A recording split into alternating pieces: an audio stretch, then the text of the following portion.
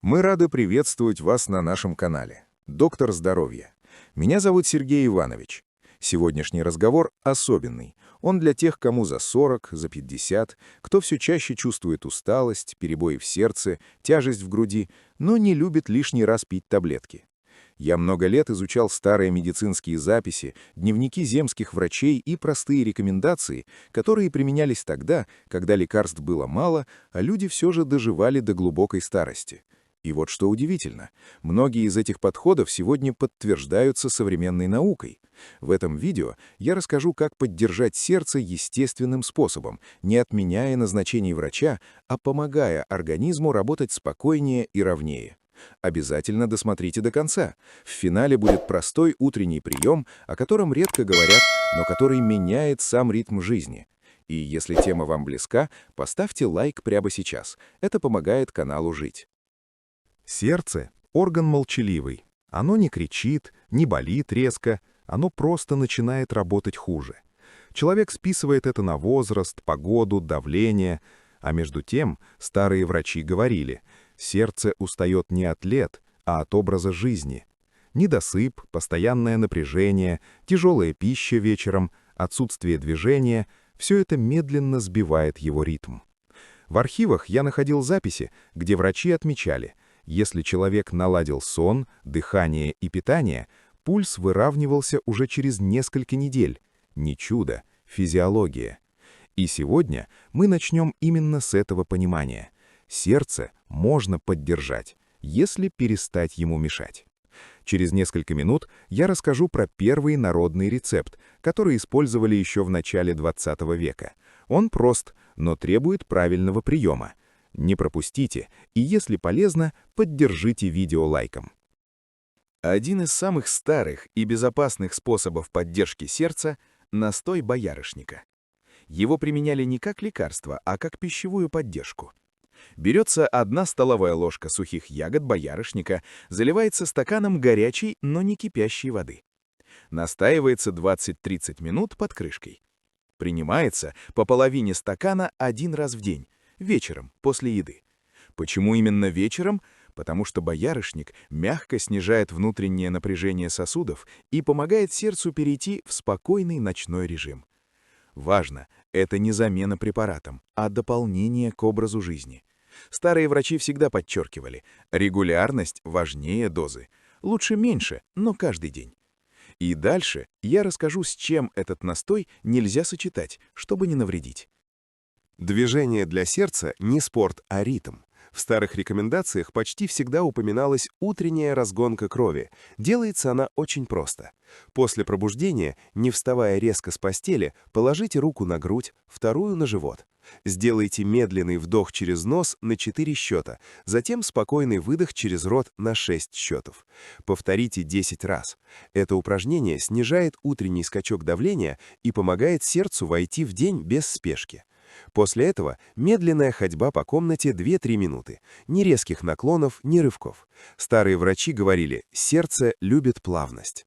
И дальше мы перейдем к продукту, который почти у всех есть на кухне, но используют его неправильно. Яблоко. Обычное яблоко, но не как перекус на бегу. В старых врачебных заметках рекомендовалось съедать 1 печеное яблоко за 2 часа до сна. Оно снижает ночную нагрузку на сосуды, улучшает работу кишечника, а значит, косвенно облегчает работу сердца. Добавлять мед не нужно, особенно при повышенном сахаре. Важно другое – регулярность. Через 10-14 дней многие отмечали более спокойный сон и ровный утренний пульс. И это только начало. Дальше я расскажу о сочетании дыхания и простого напитка, которое использовали для людей после 50 лет. Обязательно продолжайте смотреть. Старые врачи часто говорили, сердце страдает не только от сосудов, но и от густой крови. Именно поэтому в деревнях использовали простой утренний напиток. Стакан теплой воды, в которую добавляли 1 чайную ложку лимонного сока и буквально щепоть соли на кончике ножа. Пили медленно, маленькими глотками за 20-30 минут до завтрака. Это не очищение и не мода. Так мягко запускался кровоток после сна. Важно понимать, речь идет не о кислой воде литрами, а о небольшом сигнале для организма. Делали курсом 7-10 дней, затем перерыв. И дальше я расскажу, почему резкое пробуждение– один из главных врагов сердца, о котором редко говорят. Самая частая ошибка после 40-50 лет– вскакивать с кровати. Раньше считалось нормой полежать 3-5 минут, прежде чем вставать. Сегодня люди хватаются за телефон, резко поднимаются, и сердце получает удар. Старые врачи называли это утренний обвал ритма. Простое правило– сначала сесть, опустить ноги, сделать 3 медленных дыхания и только потом вставать. Это снижает риск головокружения, скачков давления и перебоев. Казалось бы, мелочь, но именно из таких мелочей и складывается здоровье сердца. Если вы узнали себя, поставьте лайк, чтобы больше людей услышали это вовремя. Еще одно средство, которое применяли строго с умом– чеснок. Не зубчиками натощак, как любят советовать, а иначе. Один зубчик мелко нарезали, заливали столовой ложкой теплой воды, настаивали 10 минут и добавляли в готовое блюдо, кашу или суп. Не ежедневно, а 2-3 раза в неделю. Такой способ не раздражает желудок и мягко поддерживает сосуды. Старые врачи всегда подчеркивали, если после приема появляется жжение или дискомфорт, средства отменяют. Сердце не любит фанатизма. И впереди упражнение, которое особенно полезно тем, кто много сидит. Называлось оно просто – перекаты. Встаньте, ноги на ширине плеч. Медленно перенесите вес с пяток на носки, затем обратно. Движение плавное, без рывков. 20-30 раз. Это упражнение улучшает венозный отток, снижает нагрузку на сердце и помогает при тяжести в ногах. Его рекомендовали делать днем или вечером, но не перед сном.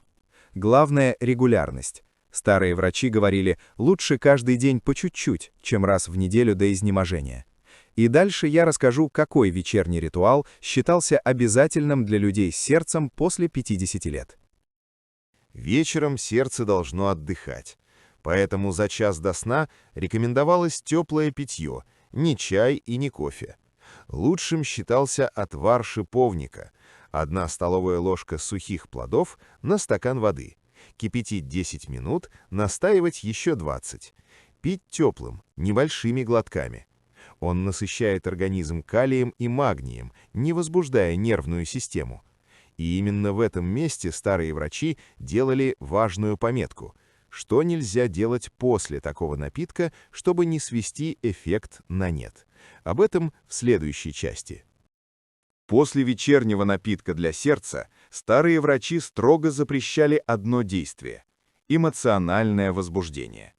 Ни тяжелых разговоров, ни новостей, ни споров. Они писали, сердце отдыхает не во сне, а до сна. Именно поэтому рекомендовалось за 30-40 минут до отхода ко сну выключать яркий свет и говорить тише. Даже музыка только спокойная. Это не мистика, а влияние нервной системы на сердечный ритм. Многие проблемы начинаются не в сосудах, а в постоянном внутреннем напряжении. И если вы хотите, чтобы сердце служило долго, обратите внимание именно на вечер. Если согласны, поддержите видео лайком, это важно. В записях земских врачей часто встречается простой прием для поддержки сосудов – теплые ванночки для ног.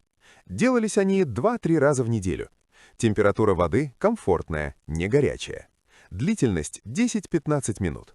После процедуры ноги вытирали насухо и надевали хлопковые носки. Это улучшало периферическое кровообращение и снижало ночную нагрузку на сердце. Важно! Никаких холодных обливаний при проблемах с сердцем без согласования с врачом. Старые врачи были осторожны, и именно поэтому их методы работали. Впереди продукт, который считался пищей для сердца. Таким продуктом считалась гречка, но не с маслом и не на ночь. Рекомендовали есть ее в первой половине дня, 3-4 раза в неделю. Гречка богата веществами, которые поддерживают сосудистую стенку и помогают сердцу работать ровнее. Ее называли крупой спокойного пульса. Готовили просто, без жарки, без соусов. Чем проще, тем лучше эффект. Старые врачи подчеркивали, сердце любит регулярную, предсказуемую пищу. И дальше я расскажу, почему перерывы в еде иногда опаснее переедания. Длительные голодные паузы, особенно после 50 лет, считались неблагоприятными для сердца. Резкое падение сахара в крови вызывает выброс гормонов стресса, а это прямая нагрузка на сердечный ритм. Поэтому рекомендовались небольшие, но регулярные приемы пищи. Не переедать, но и не доводить себя до дрожи. Сердце любит стабильность. И именно здесь старые врачи делали акцент. Здоровье сердца начинается не с лечения, а с режима. В следующем абзаце простое дневное упражнение, которое можно делать даже на кухне. Это упражнение называли «дыхание с шагом». Делается так. Во время обычной ходьбы по дому вдох на 2 шага, выдох на 3 шага. Без задержек, без усилия. Всего 5 минут. Это мягко тренирует сердечно-дыхательный ритм и снижает тревожность. Старые врачи рекомендовали делать его днем или ранним вечером. И именно после этого упражнения они советовали один короткий прием, который называли «якорем спокойного сердца». О нем дальше. Обязательно досмотрите до конца, и если видео полезно, поставьте лайк и напишите комментарий. Это помогает каналу. Якорем спокойного сердца старые врачи называли один короткий вечерний момент тишины. Всего 3 минуты. Человек садился, клал руку на область сердца и просто следил за дыханием, не меняя его. Без мыслей, без анализа. Это снижает активность симпатической нервной системы, той самой, что разгоняет пульс и давление. Сегодня мы называем это осознанностью, а раньше говорили проще «дай сердцу понять, что опасности нет». Этот прием особенно важен для тех, кто часто просыпается ночью с тревогой или ощущением перебоев. Делайте его ежедневно, эффект накапливается. Но были и строгие запреты. Никогда не начинать сразу несколько новых средств одновременно. Ни настои, ни упражнения, ни изменения питания. Все по одному, с интервалом 3-5 дней. Сердце не любит резких перемен. Если появляется слабость, головокружение, дискомфорт, шаг назад, а не вперед. Старые врачи не гнались за быстрым результатом, они работали на годы жизни. И в этом их главный урок для нас сегодня. Если собрать все вместе, становится ясно. Сердце не отдельный орган, а отражение образа жизни. Сон, дыхание, еда, движение, спокойствие — это не мелочи, это основа. Таблетки помогают, когда уже трудно, а вот такие простые ежедневные действия помогают не доводить до крайности. И именно поэтому многие методы старых врачей снова возвращаются, потому что они работают тихо и надолго. Я знаю, что многие из вас смотрят такие видео не из любопытства, а потому что сердце уже подает сигналы. Услышать их вовремя значит дать себе шанс на спокойные годы впереди. Если вы досмотрели до этого момента, значит, тема для вас важна. Напишите в комментариях, какой из приемов показался самым полезным.